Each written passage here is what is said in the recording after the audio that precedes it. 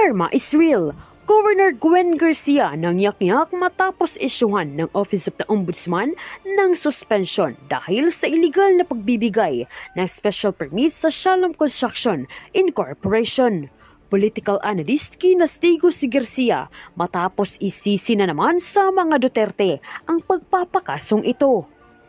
Ipinakita ng Office of the Ombudsman ang nakaratay na resibo ng paglabag sa batas ni Governor Gwen Garcia dahilan ng pagkabulabog nito at ng kanyang mga galamay ang mga ginagawang iligal na aktibidad sa rehiyon ng Cebu.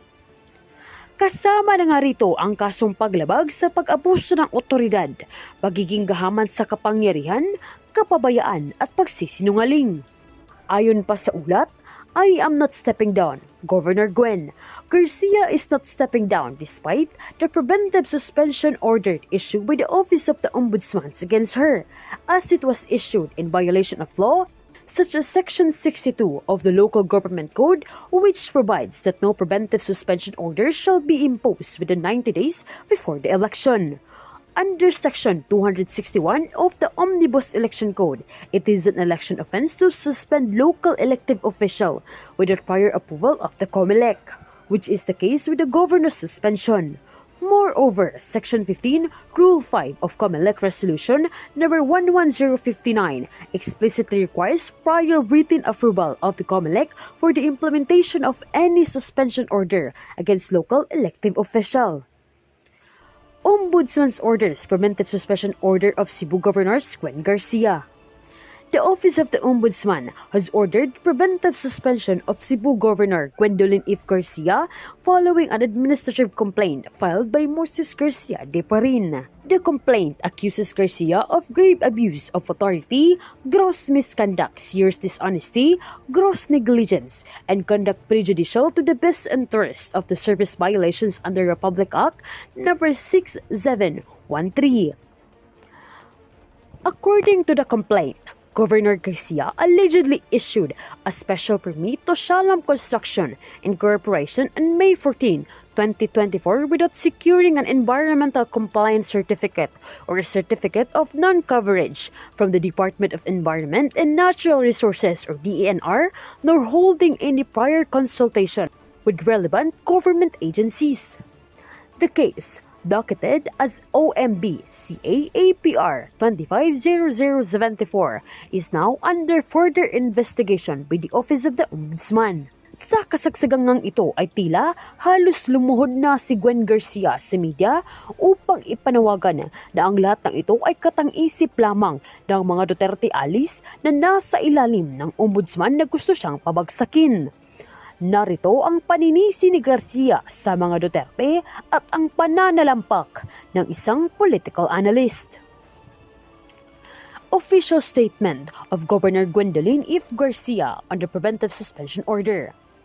I would also like to clarify a few key facts.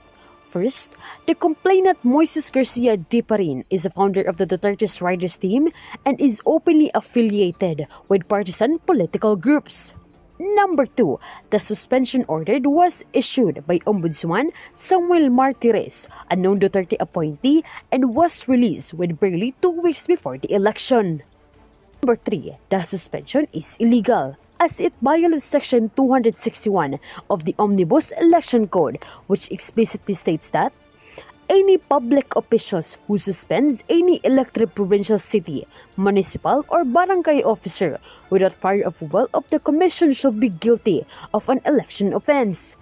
This applies during the official election period, which for the May 2025 election runs from January 12 to June 11, 2025. COMELEC Resolution Number 10902.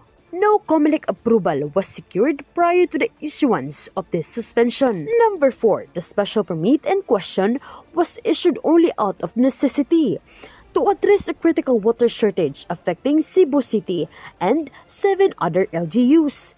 This was done in full coordination with DENR, EMB, the affected LGUs, and with Sangguniang approval after the province was declared under state of calamity.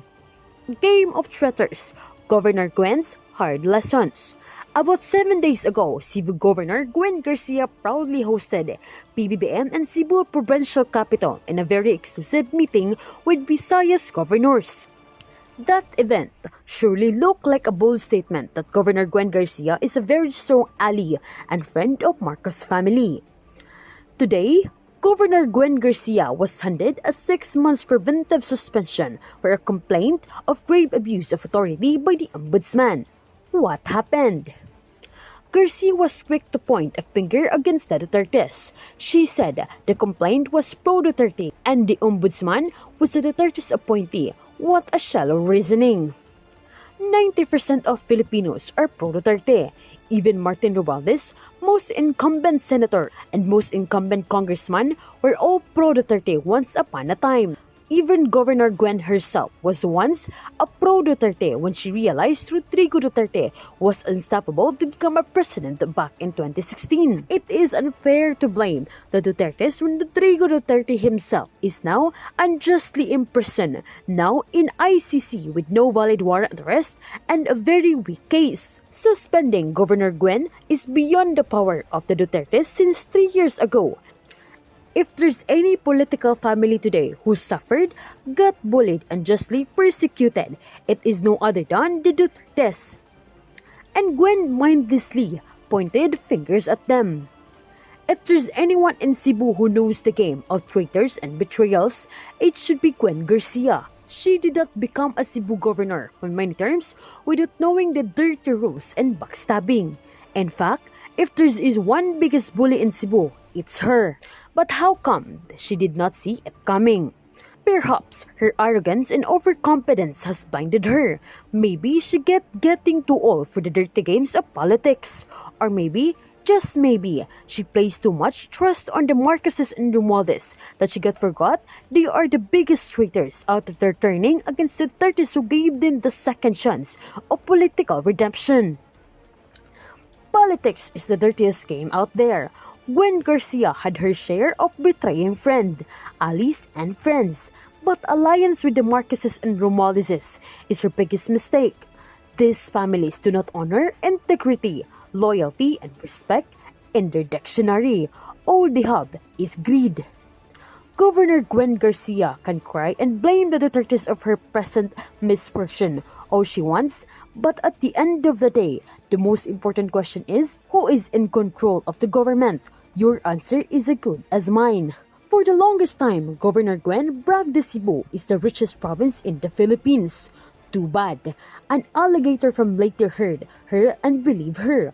Now, she has to deal with a fellow greedy politician who wants Cebu as his own. Good luck to all Cebuanos.